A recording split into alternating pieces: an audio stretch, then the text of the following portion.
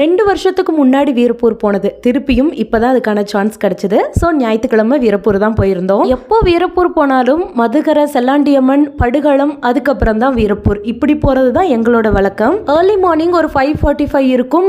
மதுகரை செல்லாண்டியம்மன் கோவிலுக்கு ரீச் ஆயாச்சு. ஆற்றுல இறங்கி கை கால் முகமெல்லாம் கழுவுனாங்க. ஒரு சில ஆட்கள்லாம் குளிச்சாங்க. அதுக்கப்புறம் செல்லாண்டியம்மன் சாமியை கும்பிட்டுட்டு நேராக படுகளம் கிளம்பியாச்சு. பார்க்குற இடமெல்லாம் அவ்வளோ சூரியகாந்தி தோட்டம். எல்லா காட்டிலையும் ஆள் இருந்தாங்க. இல்லைன்னா இறங்கி ஒரு பூ பொழிச்சுக்கலான்னு அவ்வளோ ஆசையாக இருந்தது. நேராக படுகளம் வந்தாச்சு. பொன்னர் சங்கர் கோவிலெல்லாம் நல்லா மனசார சாமி கும்பிட்டாச்சு. பொன்னர் சங்கர் கோவிலில் அந்த போர் புரிஞ்ச இடத்துல பார்த்தீங்கன்னா நிறைய பேர் இந்த கல்லில் அடுக்கி வச்சுட்ருப்பாங்க.